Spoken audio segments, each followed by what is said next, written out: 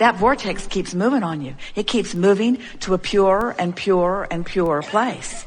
That's why we say, as life causes you to know what you don't want, which causes you to ask for what you do want, every time you do that, that vortex spins in a stronger way and attracts in a stronger way. And if you don't make an effort to keep up with it, there's going to eventually be a separation between who you have become and who you're letting yourself be that you cannot stand.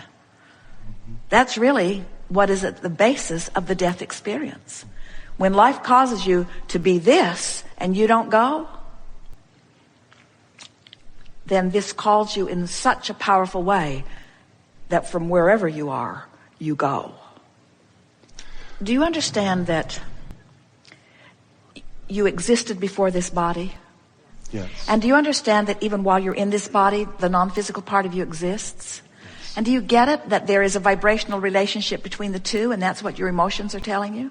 And the better you feel, the more in this moment in alignment you are with who you really are, and the worse you feel, the more out of alignment.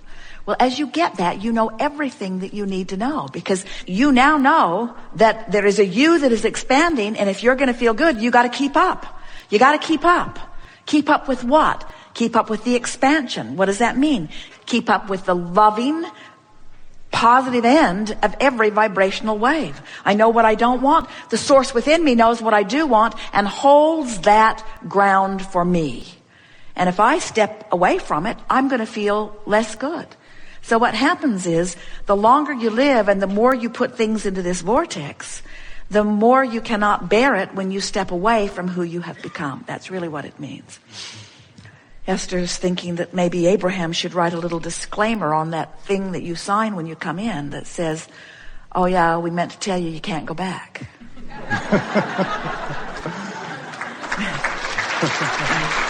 Because you know too much. You know too much. Once you know who you really are, and you don't keep up to speed with who you really are, it's more painful than it was before you knew who you really are. We just want to help you let yourself off the hook just a little bit by saying to you that because you have trained yourself by virtue of your personality, by virtue of your occupation, by virtue of your occupational quest, you have trained yourself to be a dynamic focuser. And it's been important to your craft to focus on the physical environment that you are involved in. In other words, it's not an easy thing to excel at the physicality in the important way that you do and ignore reality at the same time. So for you, we would suggest compartmentalizing. In other words, when you're in that physical mode of focusing on the physical things that you do, give it your undivided attention. But then for every hour that you spend doing that, give yourself an equivalent hour of feeling for the sensation of the vortex. In other words, you can be both. You can be powerfully intertwined in the physical world of baseball, in the physical world of business, in the physical world of interpersonal relationships. You can be powerfully focused in this physical world and at the same time be someone who hangs around in your vortex. In other words, you can get in there, you can see your world. This has been a conversation of bringing that world into this vortex. And we think that you and a lot of other people have been seeing them as separate worlds. Okay. Like there's this physical world and there's this in the vortex world. And the only reason that we talk about this in the vortex is because we are wanting to help you all compartmentalize so that you find some way to separate yourself from the details of the physical action world and discover the emotional world of what's in the vortex.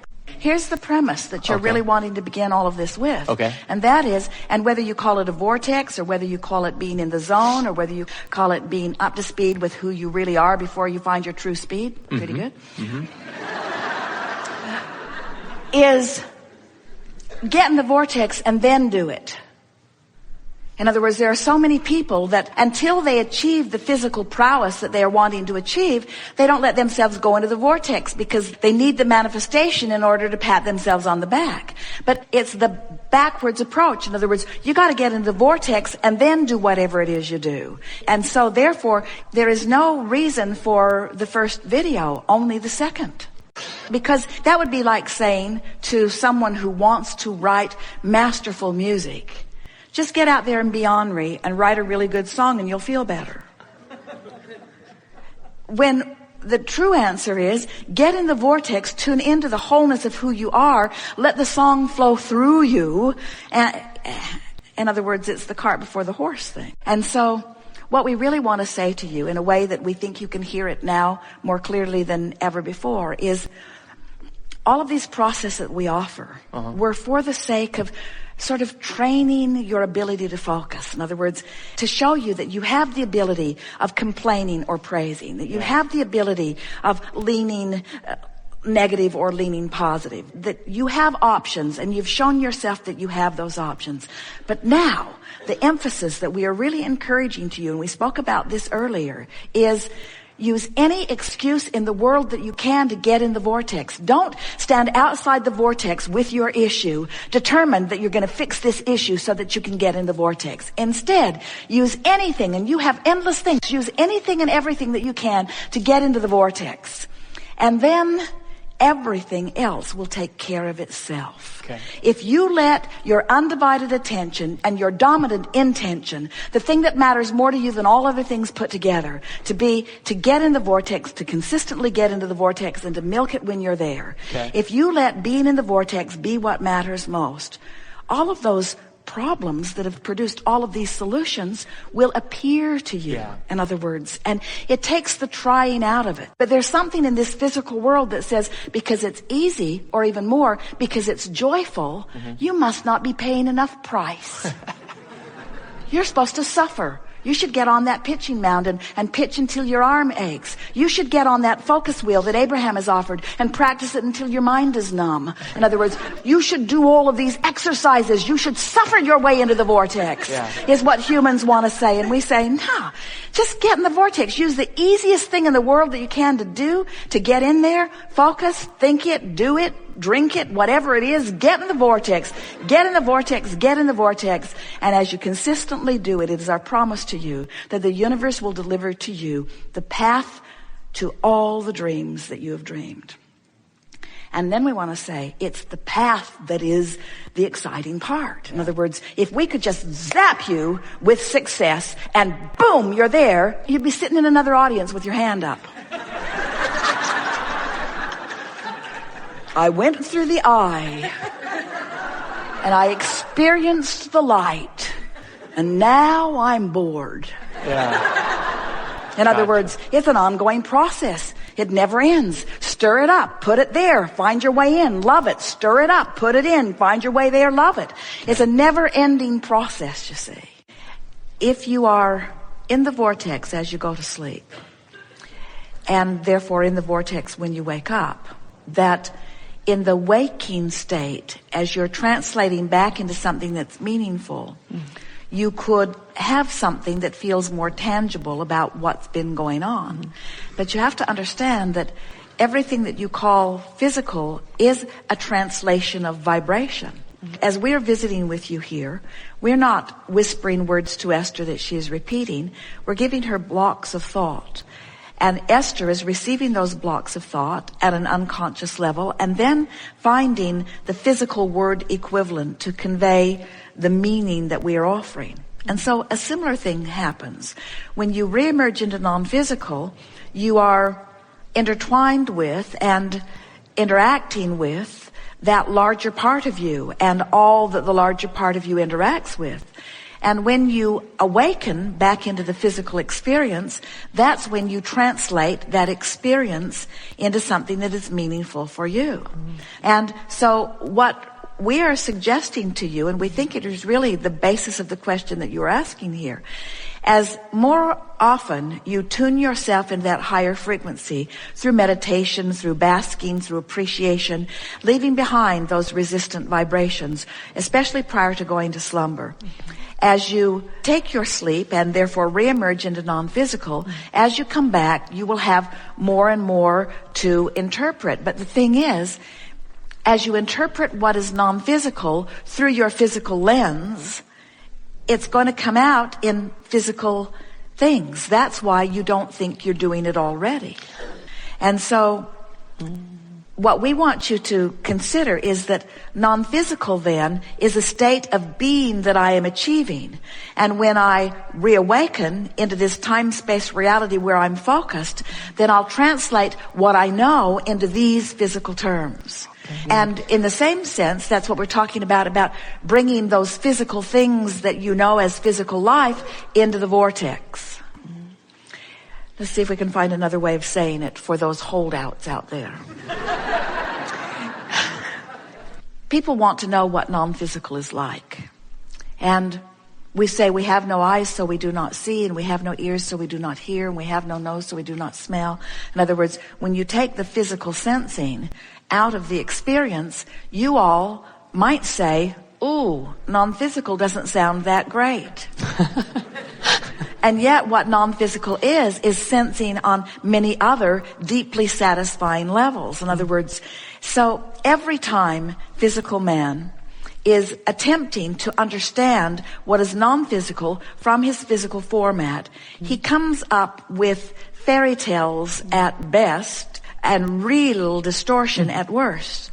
And we are not really big on trying to describe what is non-physical to you in a way that makes you like it or understand it better, because we want you to understand that this consciousness that is non-physical is focused into your physical time-space reality. In other words, with all that we are and all that through those like you have caused us to become, our greatest satisfaction is to focus out here on this leading edge. And we think that's the part of what we know that most physical beings don't know, that we most want to enhance in a way that you really get it. You all are living the leading edge. You've become so accustomed to thinking that non-physical is perfect and that you're here being trained or to try to prove your worthiness so that you can then catch up with this non-physical of perfection. And we're wanting you to understand that the big picture isn't the way that you have painted it to be. We are non-physical energy. You are the leading edge of that non-physical energy. You're sifting and becoming more, and we're becoming what you've become. And in none of that are we left out of the details of your physical world. So when you want to know what non-physical is like, non-physical is seeing the bluest of the ocean and the clearest of the sky. It's seeing the most beautiful of the flora and fauna. It is understanding the greatest intelligence of the human. Yes. In other words, being non-physical doesn't mean having a departure from what you know as physical. This is the leading edge of creation. So, did you follow that so far? Yes. So before the you that you know as you came forth into this physical body, Source was immersed in physical, watching the extension of those like you, receiving the data that you are throwing back, and dreaming the dream of that which your life caused you to dream. Have you ever considered what non-physical was like pre-Earth? It's a new thought, isn't it? So what was non-physical like pre-Earth? It's hard enough to figure out what non-physical is like post-Earth, but what was non-physical like pre-Earth? Well, it was consciousness as far as it had evolved, and it was full of all of the expectations that had been garnered from all of the exposure to all of the life experience that all that is had evolved to. Yes. So now let's fast forward. So now here's non-physical energy, and Earth exists now. And non-physical energy. Does non-physical energy exist separate from Earth? Could it? No. It could not. Is Earth an extension of what is non-physical? Of course it is. Are humans upon the planet extensions of non-physical? Yes. Of course you are. As you explore and become more, now who's an extension of who? Both. And is there any way really of separating one from the other? Right. There isn't, is there? So, now back to your important question. Why can't I remember anything that was before this? And we say, why would you? Why would you reach back when everything that we all